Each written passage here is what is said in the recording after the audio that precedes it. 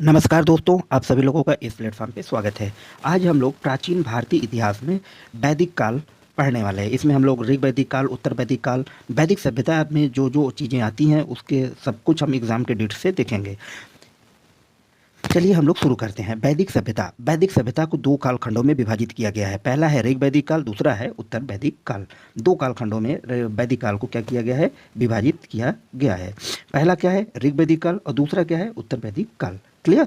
ऋग वैदिक काल कब से कब तक है, 1500 से 1000 ईसा पूर्व तक, और उत्तर वैदिक काल 1000 से 600 ईसा पूर्व तक है।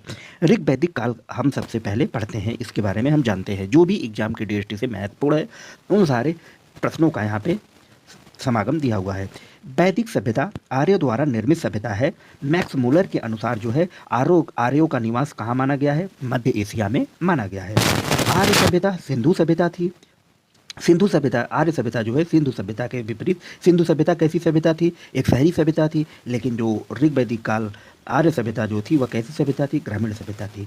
आर्यों की भाषा कैसी थी, संस्कृत थी। आर्य समाज पितृ प्रधान था। ठीक है। आर्य समाज की सबसे छोटी इकाई परिवार या कुल थी, जिसका मुखिया कुलप कहा जाता था। क्लियर।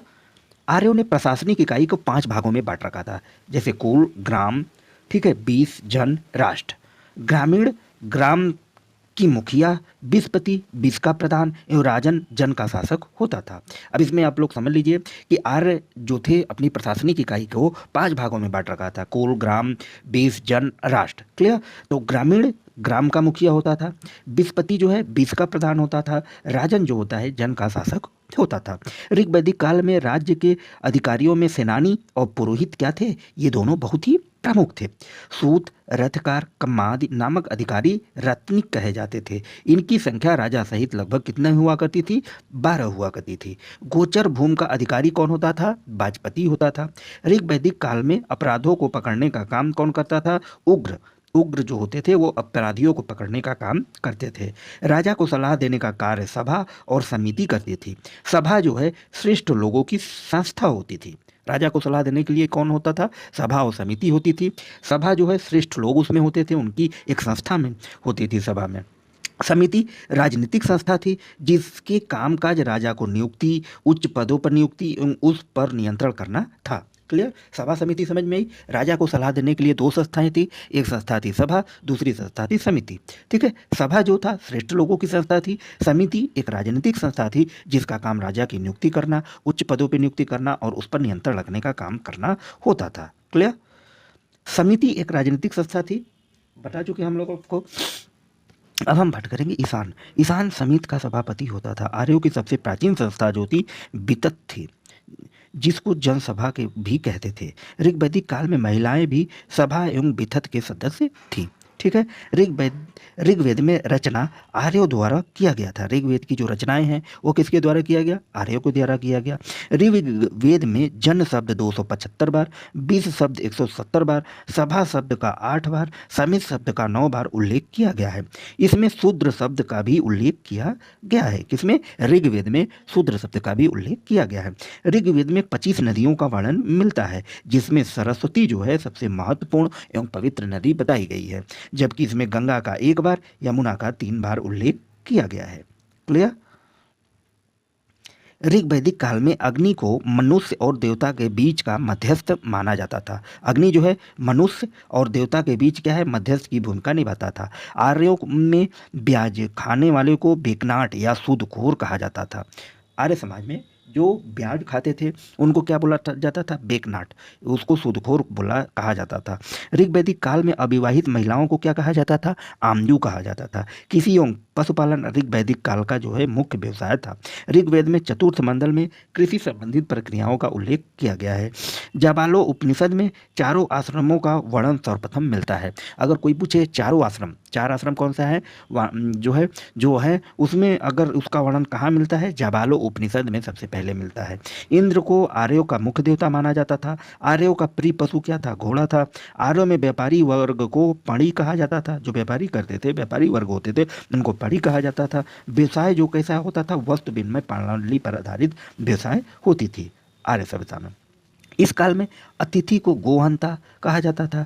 गाय को अघन्या न मारे जाने वाला पशु माना गया है। ऋग्वैदिक काल में आर्यों ने देवताओं को 3 भागों में विभाजित किया: आकाश के देवता, अंतरिक्ष के देवता और पृथ्वी के देवता। ऋग्वैदिक काल जो था उसमें देवताओं को क्या किया गया? 3 काल में विभाजित किया गया।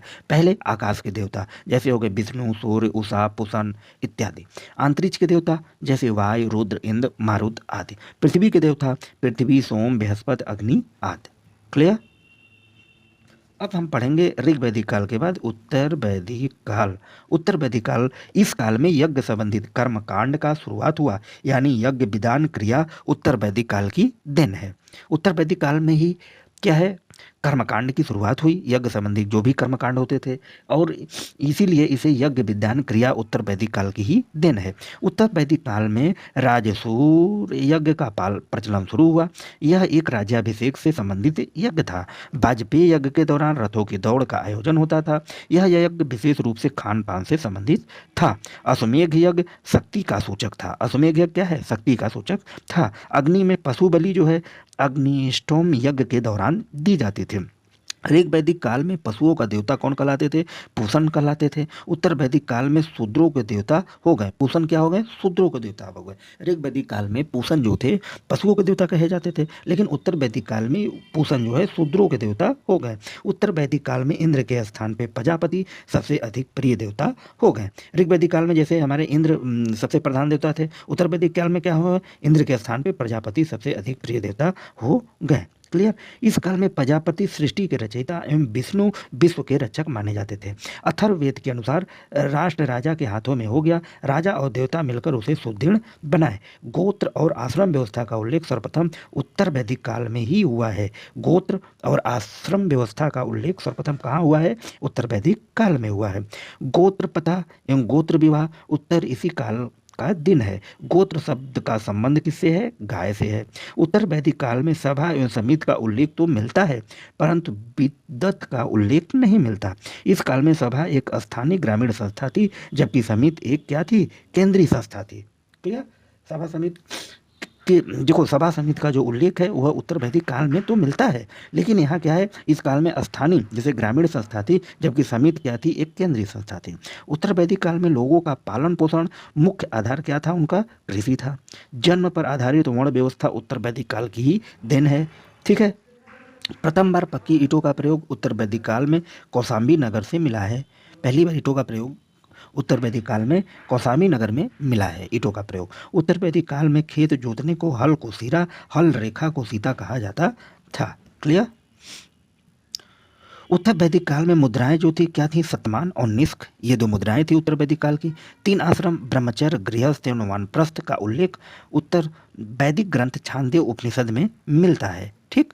3 आश्रम ब्रह्मचर्य आश्रम, गृहस्थ आश्रम, वानप्रस्थ आश्रम, 3 आश्रम का उल्लेख जो है ऋग्वैदिक ग्रंथ के छांदोग्य उपनिषद में किया गया है। उत्तर वैदिक ग्रंथ जो है बृहदारण्यक उपनिषद में पुनर्जन्म का उल्लेख किया गया है।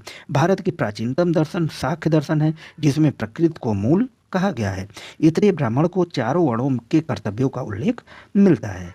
धन्यवाद। आई होप, मुझे उम्मीद है कि ये वीडियो आप लोगों को पसंद आई होगी। यदि अच्छा लगे लाइक से सब्सक्राइब करना न भूलें। मिलते हैं फिर नेक्स्ट वीडियो में, तब तक के लिए धन्यवाद।